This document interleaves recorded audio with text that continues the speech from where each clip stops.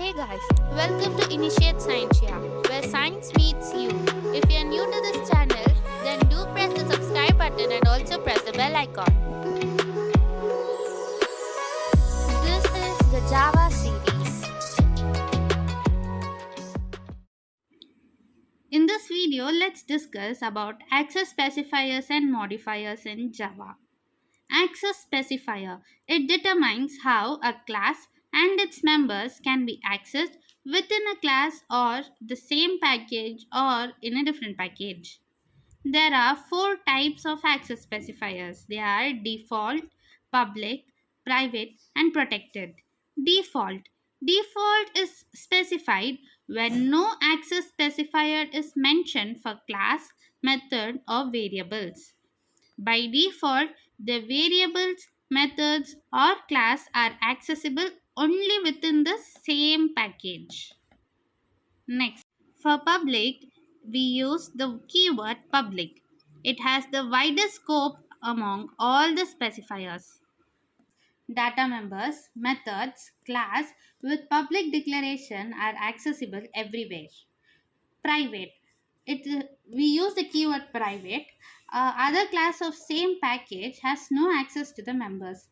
They are accessible only within the class declared. Protected. Use keyword protected here. Data members methods are accessible within the same package or subclass in different packages. Next, let's just have a view of the cheat sheet. Default, public, private, protected. Same class? Yes. Same package subclass? Yes. Only private says no. Access to same package but different subclass? Everything is S except private. Different package subclass, does it have access? For default it's no, for private it's no, for the other two it's yes.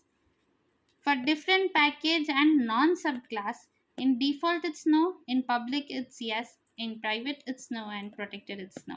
So there's no access when mentioned as no. Next, let's see about modifiers.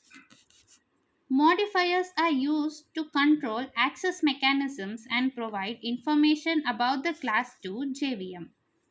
There are two types. One is access modifier and the other is non-access modifier. Access modifiers are public, private, protected, and default, as we have seen above. Non-access modifiers are static, final, abstract, synchronized, transient, volatile, strict FP. Non-access modifiers are used to provide information about behavior to JVM. In the next video, let's discuss about memory allocation in Java.